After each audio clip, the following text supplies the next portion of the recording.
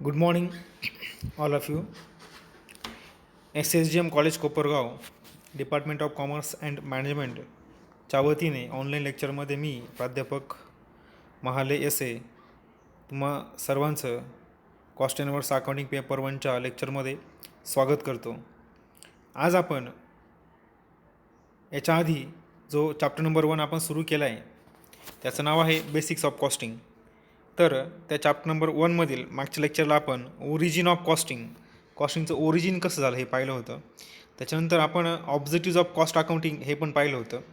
त्याच्यानंतर आपल्याला पुढचा पॉईंट सुरू करायचा आहे. त्याच्या अगोदर ह्या व्हिडिओला लाईक करा, शेअर करा, नोटिफिकेशन आयकॉनला क्लिक करा, बेल आयकॉन असतो बघा तिथं व्हिडिओ वॉच करत असताना, आणि चॅनलला सबस्क्राईब करा की जेणेकरून तुम्हाला कोणताही मी व्हिडिओ अपलोड केला की लगेच तुम्हाला तो लगेच दिसेल तिथं यूट्यूबला सुरुवातीला. त्याच्यामुळे सगळ्यांनी लाईक करायचं आहे, शेअर करायचा आहे व्हिडिओ, आणि सबस्क्राईब करायचं आहे चॅनल, आणि नोटिफिकेशन जो आयकॉन आहे बेलसारखा असतो त्याला ऑल म्हणून क्लिक करायचं आहे. ठीक आहे, okay. Cost and works accounting paper फर्स्टचा आपण इथं बघतो आहे. Disclaimer: this video is for educational purpose only. No copyright infringement. This copyright belongs to its rightful owner. Credit goes to respective online video composers, teachers, institute and speakers, as well as video music composers and singers.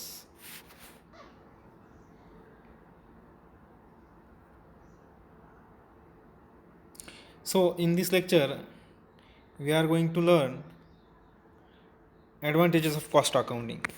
We have seen in the last lecture objectives of cost accounting. There are 12 objectives of cost accounting we have learned in the last lecture. So now we go forward. The first advantages of cost accounting. Firstly, what is meant by advantages? While or after using cost accounting technique or cost accounting subject or cost accounting methods for calculation of cost of product or services, that business or that enterprise gets some advantages, get some benefits. So what kind of benefits taken by organisation और business? So this benefits is as follows. कोणताही व्यवसाय असू द्या, त्यांनी त्यांचं product जे तयार करत आहे त्याची कॉस्ट कॅल्क्युलेट करायला पाहिजे. सर्व्हिस प्रोव्हाइड करत असेल त्याची कॉस्ट कॅल्क्युलेट करायला पाहिजे. तरच असं समजू शकतं की किती रुपयाला ते प्रोडक्ट विकायला पाहिजे आणि किती रुपयाला सर्व्हिस प्रोव्हाइड करायला पाहिजे, हे तरच आपल्याला समजू शकतं. त्याशिवाय आपल्याला ते सांगता येणार नाही. म्हणून कॉस्ट अकाउंटिंग ही खूप महत्त्वाची कन्सेप्ट आहे. कशासाठी? की व्यवसायांना त्यांच्या सेलिंगमध्ये प्रॉफिटेबिलिटी कॅल्क्युलेट करण्यामध्ये, कॉस्ट प्राईस कॅल्क्युलेट करण्यामध्ये, बजेट वगैरे तयार करण्यामध्ये, स्टँडर्ड कॉस्ट ठरवण्यामध्ये हे कॉस्ट अकाउंटिंग महत्त्वाची भूमिका बजावत असतं. म्हणून कॉस्ट अकाउंटिंग हे खूप महत्त्वाचं आहे. त्यासाठी त्यांचे ॲडव्हान्टेजेस, नेमके फायदे काय होतील बरं कॉस्ट अकाउंटिंग वापरल्यामुळे, ते आपण इथं बघणार आहोत. First benefits or advantages of cost accounting is elimination of waste losses and inefficiencies. A good cost accounting system eliminates wastes, losses and inefficiencies by fixing standard for everything. Cost accounting काय करतं? Cost accounting system जी आहेत ती काय करते? Eliminate करणं म्हणजे एखादी गोष्ट टाळणं, एखादी गोष्टी होऊ न देणं, त्याला आपण एलिमिनेशन असं म्हणत असतो. तर कॉस्ट अकाउंटिंग काय एलिमिनेट करतं? वेस्ट म्हणजे काय? समजा वेळेचा अपव्यय असेल, रॉ मटेरियलचा अपव्यय असेल, ते वेस्ट होणारं मटेरियल असेल किंवा लेबरचा वेळ असेल, हे सगळं वेस्ट होऊ देत नाही कॉस्ट अकाउंटिंग. लॉसेस नाही का, बिझनेसला लॉस वगैरे होऊ देत नाही. कारण त्याचं असं आहे की कॉस्ट अकाउंटिंगमध्ये काय केलं जातं आहे? कॉस्ट कॅल्क्युलेट केली जाते, आणि कॉस्ट कॅल्क्युलेट केल्यामुळं आणि प्रत्येक प्रोडक्टसाठी किती खर्च येणार आहे भविष्यामध्ये याचं स्टँडर्ड आधीच फिक्स केलं जातं. उदाहरणार्थ एक प्रोडक्ट तयार करण्यासाठी 100 रुपये खर्च येणार आहे हे आधीच फिक्स केलं जात असतं अंदाज करून, आणि मग त्याप्रमाणे ॲक्च्युली आपण ज्यावेळेस प्रोडक्ट मॅन्युफॅक्चर करायला जाऊ तर त्यावेळेस ती कॉस्टसुद्धा 100 रुपयाच्या आसपासच येत असते. म्हणजे आधीच आपल्याला कळतं की ते प्रोडक्ट मॅन्युफॅक्चर करायला आपल्याला किती खर्च येणार आहे. पण हे आधी समजून घेण्यासाठी, ती कॉस्ट कॅल्क्युलेट करण्यासाठी आपल्याला कॉस्ट अकाउंटिंग महत्त्वाचं आहे. तर कॉस्ट अकाउंटिंगच्या थ्रू स्टँडर्ड कॉस्ट म्हणजे खर्च किती येणार आहे हे आधीच ठरवलं जात असतं. त्याच्यामुळे वेस्टेज होऊ शकत नाही. वेळेचं असेल, मटेरियलचं असेल किंवा लॉसेस. आपण कॉस्ट अकाउंटिंगमध्ये काय करतो? कोणत्याही प्रोडक्टची कॉस्ट प्राईस आपल्याला माहिती असते, आणि कॉस्ट प्राईस माहिती असल्यामुळं आपण सेलिंग प्राईस करेक्ट ठरवू शकतो. आणि सेलिंग प्राईस जर करेक्ट असेल तर आपल्याला माहिती आहे की सेलिंग प्राईस ठरवत असताना आपण काय करू बरं? जेवढा खर्च आला, जेवढी कॉस्ट प्राईस आली त्याच्यापेक्षा नक्कीच आपली सेलिंग प्राईस कशी असेल? जास्त असेल. म्हणून आपला लॉस होऊ शकत नाही.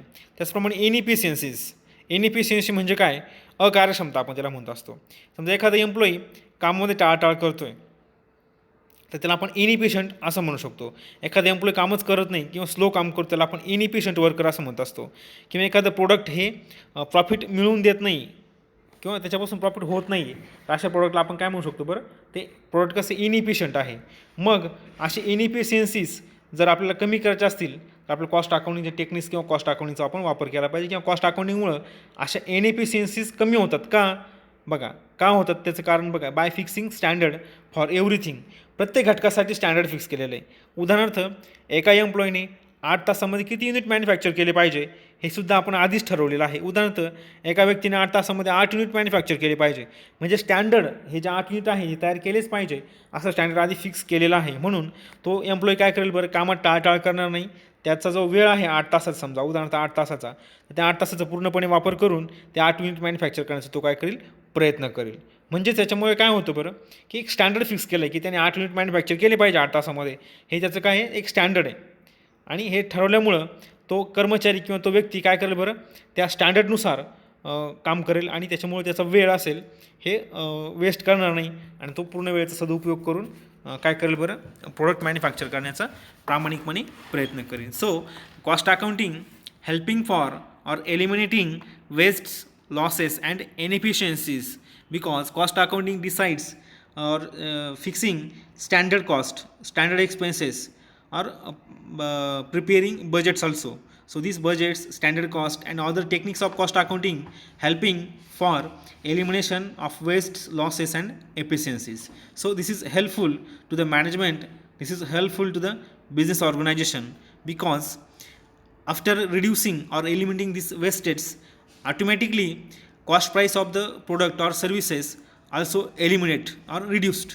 So after we are success for reducing of cost price of the product, then we will able to selling our product in minimum selling price. So our selling price is less than other our competitors, automatically our product having good demand in the market. म्हणजे आपण जर cost price जर कमी करू शकलो तर आपली selling प्राईससुद्धा कमी असेल आणि सेलिंग प्राईस जर कमी असली तर आपल्या प्रोडक्टला चांगली डिमांड तयार होईल, मागणी येईल आणि आपला प्रॉफिट नक्कीच वाढेल. पण त्यासाठी आपण काय केलं पाहिजे, elimination of losses, elimination of inefficiencies, elimination of wastage, then we are success in reduction of the cost of the product or service. This is the first advantages of cost accounting. Second one, cost reduction. There are some methods in cost accounting, there are some techniques or systems or some process in the cost accounting through which we can reduce cost of the product or service. Cost अकाउंटिंगमध्ये अशा काही methods आहे, अशा काही process वगैरे आहे याच्या through आपण काय करू शकतो बरं, आपल्या प्रोडक्टची कॉस्ट असेल किंवा सर्व्हिसची कॉस्ट असेल तर ती आपण नक्कीच कमी करू शकतो. कॉस्ट रिडक्शन म्हणजे कॉस्ट कंट्रोल करण्यामध्ये कॉस्ट अकाउंटिंग महत्त्वाची भूमिका बजावत असतं. उदाहरणार्थ मटेरियलवर किती खर्च होणार आहे, लेबरवर किती खर्च होणार आहे आणि अदर एक्सपेन्सेस किती होणार आहे याचं सेपरेट रेकॉर्ड कॉस्ट अकाउंटिंगमध्ये केलं जात असतं. सपोज आपण एक एक्झाम्पल घेऊया. मागच्या वर्षी एक प्रोडक्ट मॅन्युफॅक्चर करण्यासाठी आपल्याला कॉस्ट 200 रुपये यायची, पण ह्या वर्षी ती कॉस्ट 220 रुपये येते. म्हणजे कॉस्ट काय झाली, 20 रुपयाने वाढलेली आहे. मग कॉस्ट अकाउंटिंगच्या थ्रू आपण माहिती करून घेऊ शकतो, फाइंड आउट करू शकतो which element of cost increased, कोणते एलिमेंट जो आहे प्रोडक्ट तयार करण्याचा, उदाहरणार्थ मटेरियल असेल, लेबर असेल किंवा अदर एक्सपेन्स असेल, अशा कोणत्या एका एलिमेंटमध्ये खर्च वाढलेला आहे की ज्याच्यामुळे आपली कॉस्ट काय झाली, वाढली. आपल्या असं लक्षात आलं की मटेरियलची कॉस्ट वाढलेली आहे, त्याच्यामुळे आपलं टोटल प्रोडक्ट कॉस्ट काय झाली, वाढली आहे. मग आपण तिथं काय करू प्रयत्न की we try to minimize cost incurred for the purchasing of material. So then automatically our cost of production also decreases. म्हणजे आपण काय करू, फक्त टार्गेट कुठं करू की मटेरियल कॉस्ट कमी करण्याचा प्रयत्न करू. So automatically our cost of production or cost price of the product also decreased. Number 3 advantages of cost accounting is, so cost reduction means cost accounting main purpose or advantages of cost accounting is cost reduction. म्हणजे आपण एखाद्या प्रोडक्टची cost ज्या आहेत त्याचं analysis करत असतो cost अकाउंटिंगमध्ये.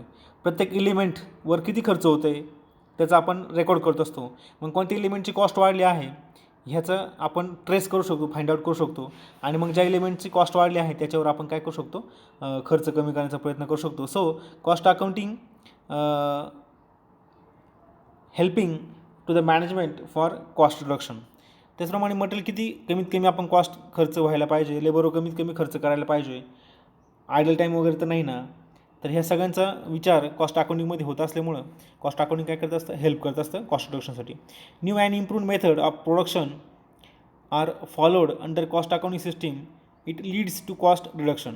त्याचप्रमाणे नवीन प्रोडक्ट मॅन्युफॅक्चर करण्याच्या ज्या नवीन प्रोसेस वगैरे आहेत, नवीन ज्या मेथड्स वगैरे आहेत त्या वापरल्यामुळं आपली कॉस्ट आहे प्रोडक्टची ती नक्कीच कमी झाल्याशिवाय राहत नाही. हा त्याचा कॉस्ट अकाउंटिंगचा दुसरा फायदा. तिसरा बघा, identify the reasons for profit or loss. Suppose we get profit, so why we get profit. आपलं प्रॉफिट मिळाला मान्य आहे, पण तो काय मिळाला, कशामुळे मिळाला, हे आयडेंटिफाय किंवा त्याच्या मागचं कारण कॉस्ट अकाउंटिंग सांगू शकतं किंवा शोधू शकतं.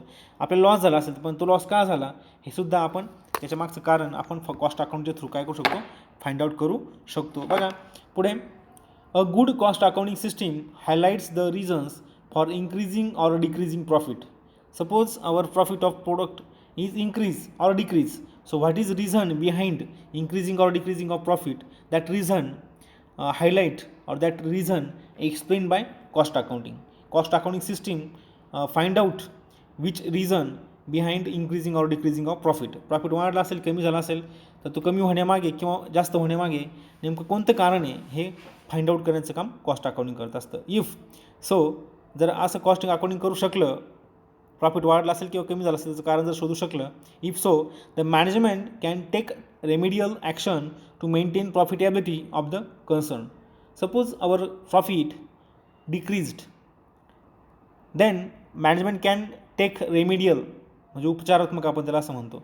Management can take remedial or some actions for reduction of the cost or try to maximise or profit or increase profit.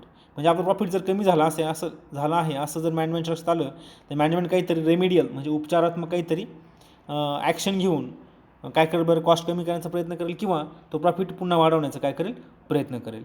पण नेमकं प्रॉफिट का कमी झाला आहे की नाही झाला हे तर फाइंड आउट होणं गरजेचं आहे आणि ते फाइंड आउट करून देण्याचं काम कॉस्ट अकाउंटिंग करत असतं. There is no possibility of shutting down of any product or process or department.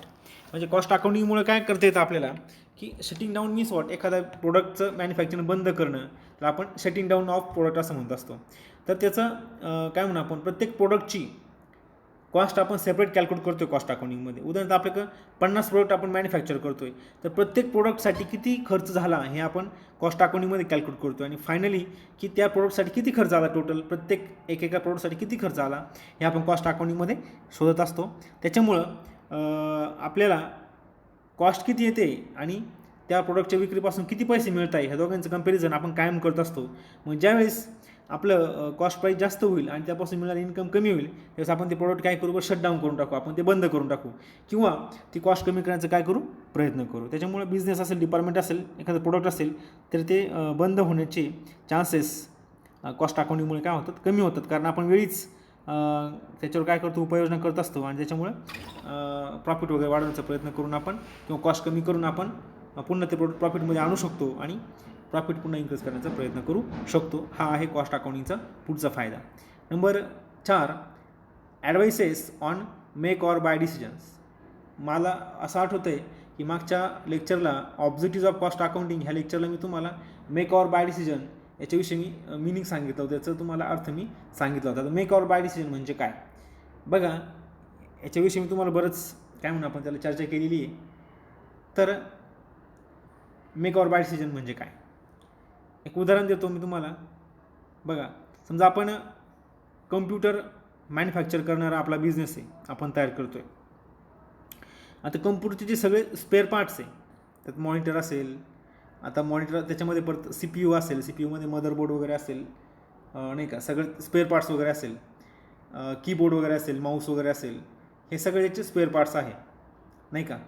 तर समजा त्याचप्रमाणे आपण जर CPUमध्ये पाहिलं तर प्रोसेसर पण असतं बघा. प्रोसेसर जर आपल्याला कम्प्युटर मॅन्युफॅक्चर करत असताना जो स्पेअर पार्ट्स आहे, उदाहरणार्थ प्रोसेसर असेल कम्प्युटरचा, तर तो स्वतः जर आपण मॅन्युफॅक्चर केला तर त्याची कॉस्ट समजा 10,000 रुपये येत असेल आणि तोच प्रोसेसर आपण जर बाहेरून ओपन मार्केटमधून जर खरेदी केला तर त्याची कॉस्ट आपल्याला 9,000 रुपयामध्ये आपल्याला जर प्रोसेसर मिळत असेल तर आपण ते प्रोसेसर मेक म्हणजे मॅन्युफॅक्चर करण्याऐवजी आपण तो बाय करू. म्हणजे आपला डिसिजन काय असेल, not manufacturing but purchases from open market.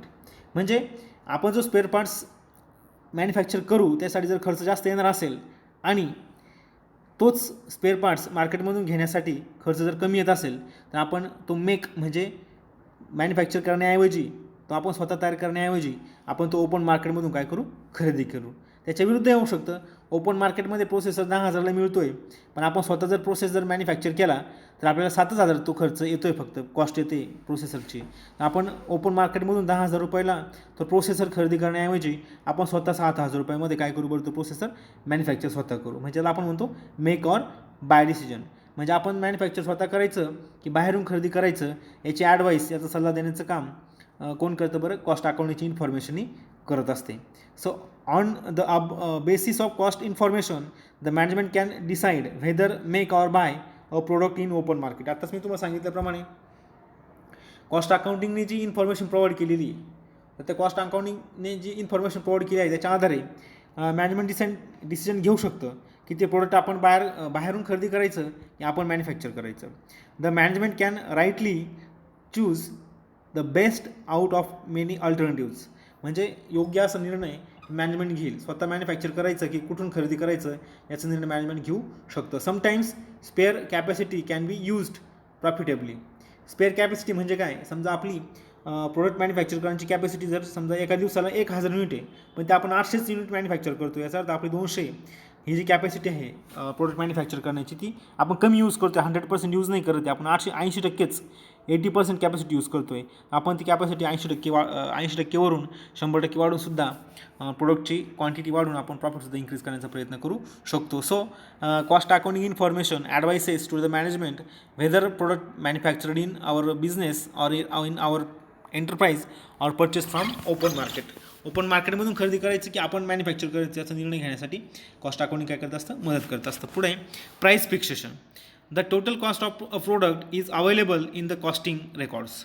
Cost अकाउंटिंगमुळे काय कळतं, कॉस्ट अकाउंटिंग रेकॉर्डमुळे काय कळतं आपल्याला की एक प्रोडक्ट आपण जे मॅन्युफॅक्चर करतो त्याला किती खर्च आला, त्याची कॉस्ट किती आली हे आपल्याला कॉस्ट अकाउंटिंगमुळे कळत असतं.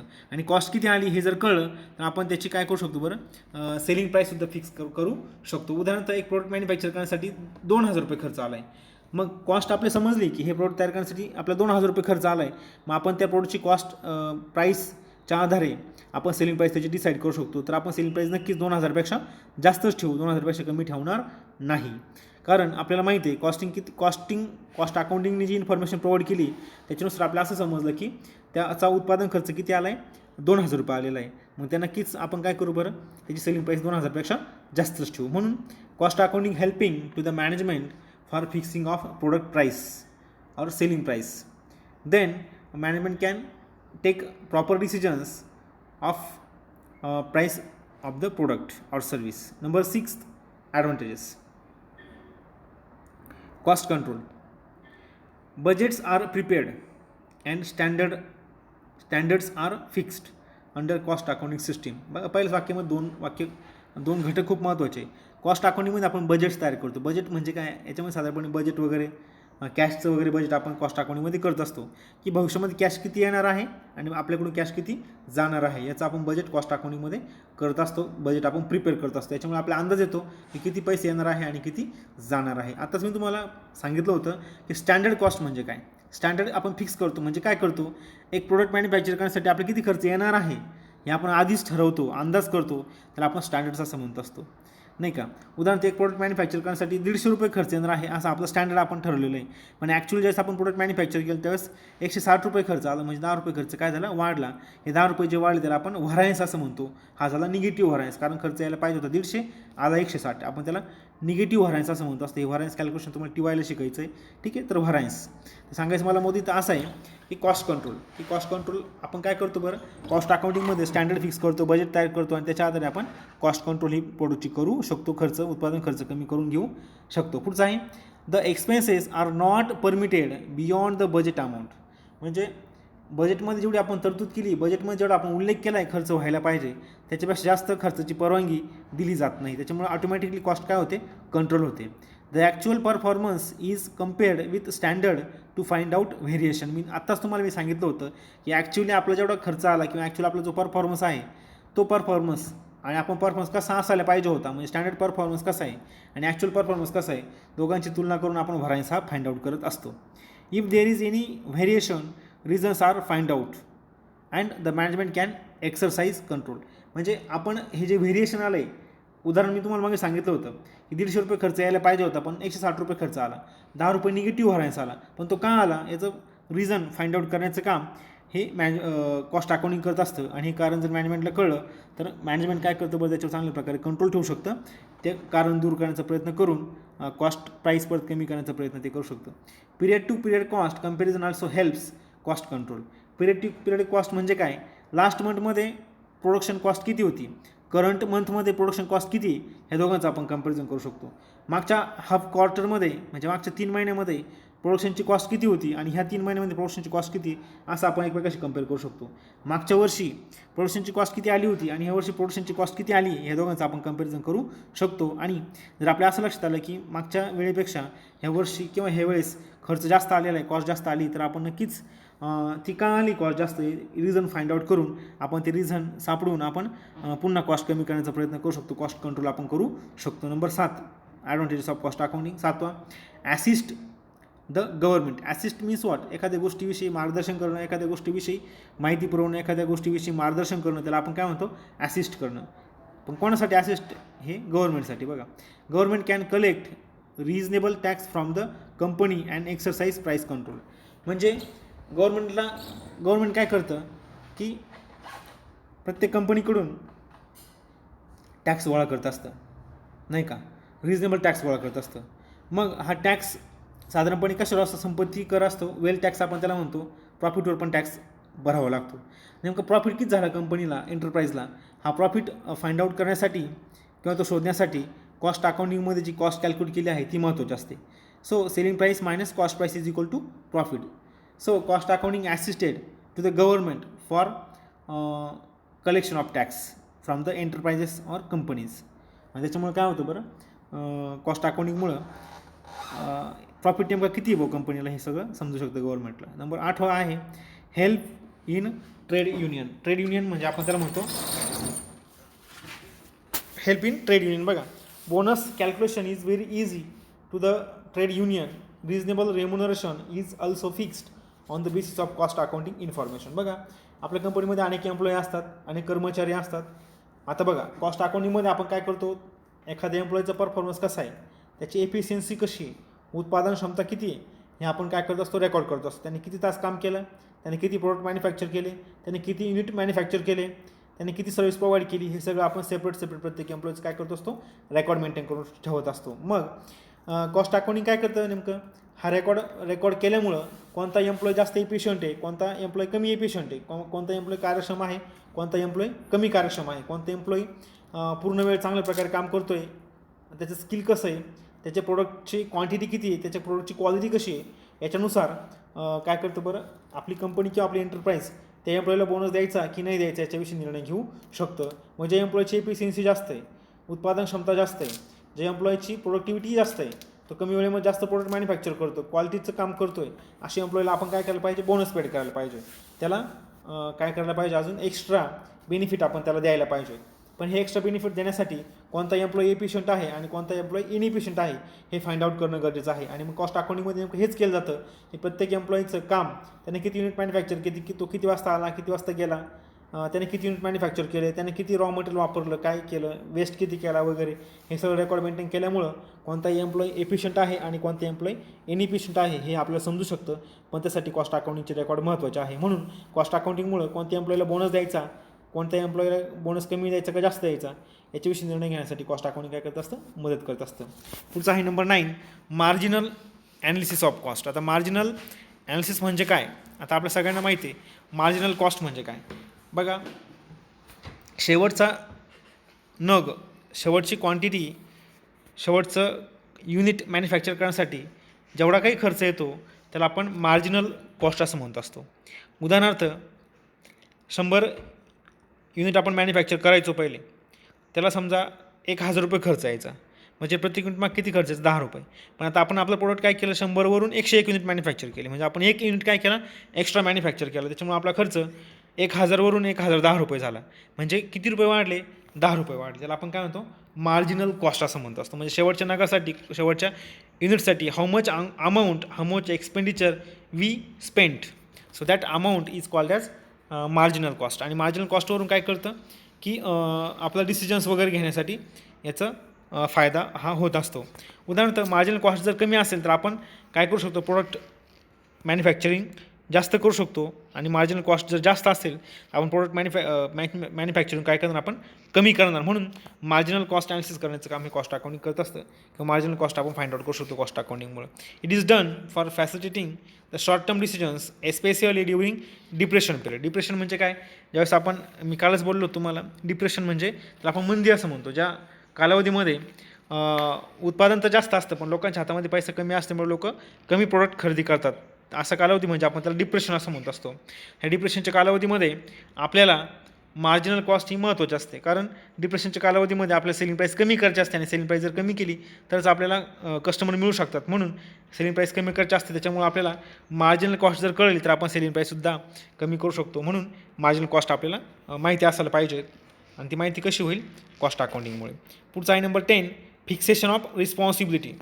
आता रिस्पॉन्सिबिलिटी म्हणजे काय? जबाबदाऱ्या. बघा, responsibility centres is fixed under cost accounting system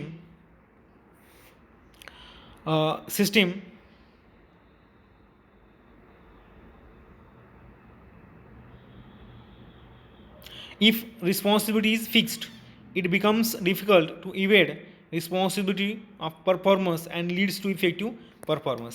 fixation of responsibility म्हणजे काय? प्रत्येक एम्प्लॉईला, प्रत्येक कर्मचाऱ्याला आपण त्याची काय केली, रिस्पॉन्सिबिलिटी, त्याची जबाबदारी आपण वाटून दिलेली, कामाची आपण विभागणी केलेली.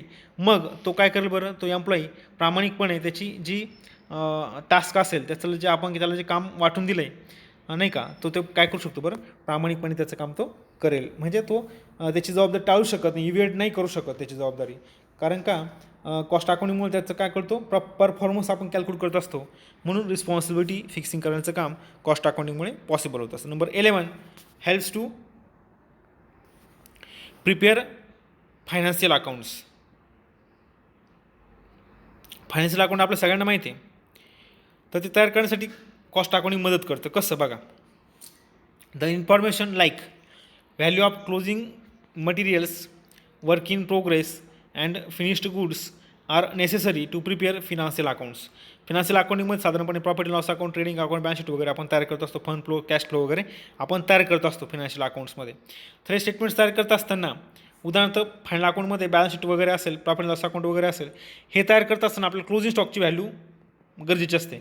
आपला क्लोजिंग स्टॉक असतो बघा मटेरियलचा, त्याची व्हॅल्यू कुठे दाखवतो आपण? बॅलन्स शीटच्या असेट साईड दाखवतो, आणि ट्रेडिंग अकाउंटची क्रेडिट साईड दाखवतो. आपल्याला माहीतच आहे सगळं. तर अशी जी क्लोजिंग स्टॉकची व्हॅल्यू आहे नाही का, त्याचप्रमाणे वर्क इन प्रोग्रेस म्हणजे काय? अनफिनिश्ड गुड्स आपण त्याला म्हणतो असतो. म्हणजे रॉ मटेरियल प्रोसेस चालू आहे पण अजून फिनिश्ड काय झालेली नाही, त्याला आपण वर्क इन प्रोग्रेस असं म्हणतो असतो. त्याची कॉस्ट किती आहे नाही का, त्याची किंमत किती वर्क इन प्रोग्रेसची, फिनिश्ड गुडची किंमत किती आहे, कॉस्ट किती आहे, हे आपल्याला कशामुळे कळतं? कॉस्ट अकाउंटिंगमुळे कळतं. आणि मग ह्या रॉ मटेरियलची, वर्क इन प्रोग्रेसची आणि फिनिश्ड गुड्सची व्हॅल्यू जर आपल्याला समजली तर नक्कीच आपण त्याच्या आधारे क्लोजिंग स्टॉकची व्हॅल्यू काढू शकतो. आणि क्लोजिंग स्टॉकची व्हॅल्यू जर काढू शकलो तर नक्कीच आपण फिनान्स स्टेटमेंटमध्ये आपण त्याचं रेकॉर्ड करू शकतो.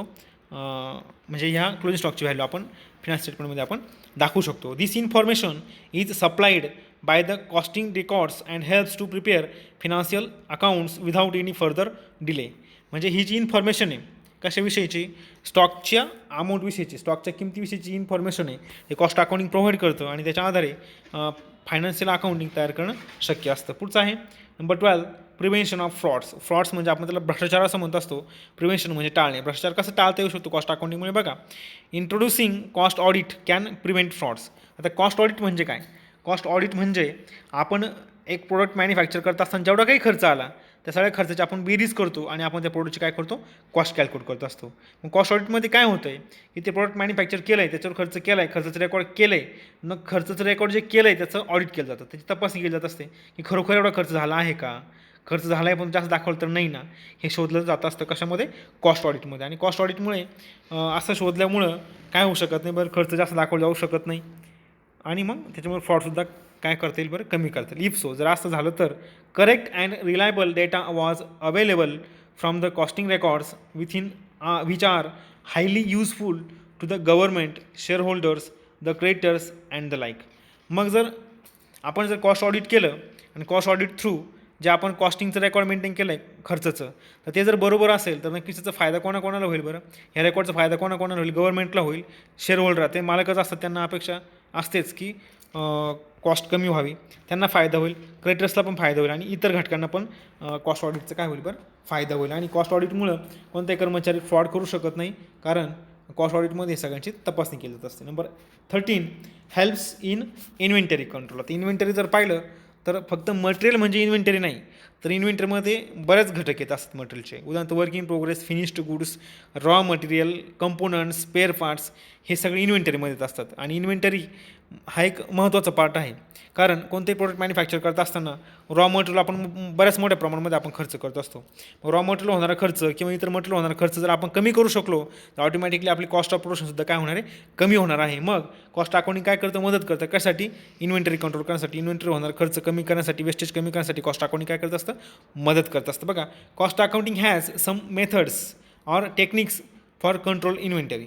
इन्व्हेंटरी कंट्रोल म्हणजे काय करणं, राईट टाईम इन्व्हेंटरी खरेदी केली पाहिजे, म्हणजे योग्य वेळी मटेरियल खरेदी केलं पाहिजे, राईट प्राईसला योग्य किमतीला खरेदी केलं पाहिजे, राईट सप्लायर योग्य सप्लायरकडून आपण ते खरेदी केलं पाहिजे, right time right supplier, right quantity, खूप जास्त खरेदी केलं नाही पाहिजे मटेरियल, खूप कमी पण खरेदी केलं नाही पाहिजे.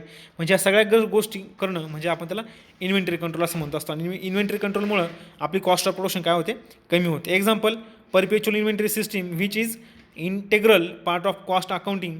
In this method inventory count after certain time period. आता परपेच्युअल इन्व्हेंटरी सिस्टीम वगैरे हे तुम्हाला मी आपल्या सिलेबसमध्येच आहे, पण ते पुढच्या सेमिस्टरला आहे. याच्यावर मी एक लेक्चर यूट्यूबला अपलोड केलं आहे, बघा तुम्ही ते पाहू शकता. परपेच्युअल इन्व्हेंटरी सिस्टीम नाही का, हे एक लेक्चर मी तुम्हाला अपलोड केलं आहे आधीच, पुढच्या सेमिस्टरचं आहे, तुम्ही ते पाहू शकता. ठीक आहे, असू द्या. तर परपेच्युअल इन्व्हेंटरी सिस्टीम याच्यामध्ये काय करतो आपण, after some time period we count our inventory. म्हणजे ऑन रेकॉर्ड स्टोर डिपार्टमेंटला किती इन्व्हेंटरी दिसते, किती मटेरियल दिसतंय, आणि फिजिकली म्हणजे खरोखर ते मटेरियल किती आहे, तर हे आपण काउंट करतो. म्हणजे प्रत्यक्ष मटेरियल किती उपलब्ध आहे ते काउंट करणं आणि ऑन रेकॉर्ड मटेरियल किती आहे ते काउंट करणं, दोन्ही काय झाले पाहिजे, एकमेकाशी मॅच झाले पाहिजे. त्याला आपण म्हणतो परपेच्युअल इन्व्हेंटरी सिस्टीम. याच्यामध्ये आपण काय करतो, काउंट करतो मटेरियल्स, ऑन रेकॉर्ड मटेरियल किती आहे आणि ॲक्च्युली फिजिकली किती आहे, ह्या दोघांचं आपण कंपॅरिझन करत असतो. पुढचा ABC ॲनालिसिस. त्याच्यामध्ये हे तुम्हाला ABC ॲनालिसिसचा एक एक्झाम्पल ह्याच वर्षी सेकंड सेमला तुम्हाला शिकायचं आहे. याच्यावर एक्झाम्पल असतं ABC ॲनालिसिसवर आणि लेवल सेटिंगवर वगैरे. तर ABCचं मी तुम्हाला एकदा मिनिंग सांगतो. बघा, ABC ॲनालिसिस म्हणजे काय, सोपं उदाहरण देतो. तुम्ही किराणा दुकानामध्ये गेला, किराणा दुकानामध्ये ए कॅटेगरी मटेरियल म्हणजे कोणतं माहिती आहे का, ज्याची क्वांटिटी कमी आहे पण किंमत जास्त आहे. उदाहरणार्थ काजू, बदाम वगैरे यांना आपण कशामध्ये टाकू, हे कोणत्या कॅटेगरीचं मटेरियल आहे, ए कॅटेगरी मटेरियल आहे काजू बदाम वगैरे, कारण त्याची क्वांटिटी कशी आहे, कमी आहे नाही का, त्याची कॉस्ट कशी पण किंवा त्याची किंमत कशी खूप जास्त आहे. म्हणून ते किराणा दुकानाच्या मानाने किंवा किराणा दुकानामध्ये जर आपण मटेरियलचे 3 प्रकारचं वर्गवारी करायला जर गेलो, ए कॅटेगरी मटेरियल, बी कॅटेगरी मटेरियल आणि सी कॅटेगरी मटेरियल, असं आपण वर्गवारी करत असतो मटेरियलची. तर ए कॅटेगरीमध्ये कोणतं मटेरियल घ्यायचं ज्याची क्वांटिटी जास्त आहे, क्वांटिटी कमी आहे पण अमाऊंट जास्त आहे, किंमत जास्त आहे पण त्याची क्वांटिटी कशी कमी, त्याला ए कॅटेगरी मटेरियल असं म्हणायचं. बी कॅटेगरी म्हणजे काय, अमाऊंट मीडियम आहे, म्हणजे खूप जास्त पण किंमत नाही आहे, खूप कमी पण नाही आहे, आणि क्वांटिटीसुद्धा खूप जास्त पण नाही आणि खूप कमी पण नाही. उदाहरणार्थ किराणा दुकानामध्ये ज्या वस्तू असतात बघा, शेंगदाणे वगैरे सगळे जे तुम्हाला सगळ्यांना माहीतच आहे, हे जे सगळ्या वस्तू त्या बी कॅटेगरीमध्ये येऊ शकतात, कारण त्यांची प्राईस खूप जास्त पण नाही. साखर वगैरे असेल त्याची प्राईस खूप कमी पण नाही आणि खूप जास्त पण नाही. त्या मटेरियलला काय म्हणायचं, B category material. C category material म्हणजे काय, ज्याची क्वांटिटी खूप जास्त आहे, त्याची किंमत पण कमी त्या मानाने, त्याला आपण काय म्हणतो, सी कॅटेगरी मटेरियल. उदाहरणार्थ झाडू वगैरे असेल, उदाहरणार्थ सॉल्ट वगैरे असेल बघा, गोण्या वगैरे असतात मिठाच्या वगैरे, त्यांना आपण काय म्हणतो, सी कॅटेगरी मटेरियल. तर त्याला म्हणतो आपण ABC analysis. Means we classified our material into 3 categories. That 3 category are A category material means quantity less but price more. B category material quantity medium and also price also medium. And in C category material quantity more but price is less. So we classified our materials into 3 categories and this classification is called as ABC analysis. म्हणजे ह्या cost अकाउंटचे काही techniques आहे, ह्या cost अकाउंटचे काही methods आहे की याच्यामुळे काय होतं बरं आपण इन्व्हेंटरी म्हणजेच त्याला आपण मटेरियल असं म्हणतो वर्क इन प्रोग्रेस वगैरे हे आपण कंट्रोल करू शकतो, त्याचं वेस्टेज वगैरे होऊ शकत नाही. लेवल सेटिंग म्हणजे आपण आपल्या स्टोअर डिपार्टमेंटला किती ठेवायला पाहिजे रॉ मटेरियल नाही का, किती क्वांटिटी आपण अवेलेबल ठेवायला पाहिजे त्याला आपण काय म्हणतो लेवल सेटिंग, स्टॉक लेवल आपण त्याला म्हणत असतो. Means how much materials, how much inventory, how much raw material we stored in our departments, that quantity is called as stock level. Stock level is sufficient for continuous material available to the production departments. म्हणजे stock आपण असा उपलब्ध करून ठेवायचा आहे की जेणेकरून तो काय करता येईल बरं प्रोडक्शन डिपार्टमेंटला कंटिन्युअस आपण अवेलेबल करून देऊ शकलो पाहिजे. Means we decide we store raw material not too much quantity and not too much less quantity. म्हणजे खूप जास्त पण मटेरियल स्टोअर करून नाही ठेवायचं आणि खूप कमी पण मटेरियल स्टोअर करून नाही ठेवायचं, तर आपण स्टॉक लेवल असं म्हणत असतो. आणि याच्यामुळे काय करतो आपण इन्व्हेंटरी कंट्रोल हे करू शकतो आणि सगळ्या टेक्निक्स आणि मेथड्सच्या कॉस्ट अकाउंटने प्रोव्हाइड केलेलं आहे. Point number 14 facilitates planning. Means cost accounting facilitates helping to the management for future planning. It enables the management to know future cost so that appropriate plan and decision can be taken. Means through cost accounting we can forecast about cost of the product in future. Forecasting means what? भविष्यविषयी अंदाज करणं, भविष्यामध्ये किती खर्च होऊ शकतो याचं forecasting, budgeting हे cost अकाउंटिंगमध्ये केलं जात असतं. So this forecasting, this planning helping to the management, this forecasting और planning enables to the management making plan, frame plan for the future. म्हणजे मॅनेजमेंटला हे काय करत असतं बरं, ज्या कॉस्ट अकाउंटचे काही टेक्निक्स आहे तर ते काय करत असतं बरं, ही इन्फॉर्मेशन आहे तर ते भविष्यविषयीचं प्लॅन करण्यासाठी जे आपलं मॅनेजमेंट आहे त्यांना हेल्प करण्याचं काम हे कोण करत असतं, कॉस्ट अकाउंटिंग करत असतं. तर अशा प्रकारे आपलं हे जे ॲडव्हान्टेजेस आहे कॉस्ट अकाउंटिंगचे इथं संपलेलं आहे. सगळ्यांनी हे पॉईंट चांगल्या प्रकारे समजून घ्या. तुम्हाला PPT मी ऑलरेडी सेंड केलेलं आहे, व्यवस्थितपणे ते वाचत चला. प्रिंटआउट काढायचे असेल तर काढू शकता तुम्ही. तर अशा प्रकारे आपला हा जो ॲडव्हान्टेज ऑफ कॉस्ट अकाउंटिंग हा पॉईंट इथं आपला संपलेला आहे. शेवटी पुन्हा एकदा सबस्क्रायबर कमी आहे आपले, तुम्ही सबस्क्राईब करा. मी का सांगतो आहे असं, सबस्क्राईब केल्यामुळे काय होणार आहे की तुम्हाला कोणताही व्हिडिओ मी अपलोड केला की तो लगेच तुम्हाला फ्रंट म्हणजे पहिल्याच होम पेजला तुम्हाला यूट्यूबच्या लगेच दिसून जाईल. त्याच्यामुळे मी सांगतो आहे तुम्हाला सबस्क्राईब करा चॅनलला की जेणेकरून तुम्हाला कोणताही व्हिडिओ हा कधीही मी अपलोड केला की तुम्हाला लगेच तो अवेलेबल होईल. त्यासाठी सगळ्यांनी चॅनलला सबस्क्राईब करायचं आहे. अजून बऱ्याच मुलांनी सबस्क्राईब केलेलं नाही आहे. अशा प्रकारे हा आपला इथं पॉईंट संपलेला आहे असं सांगतो मी.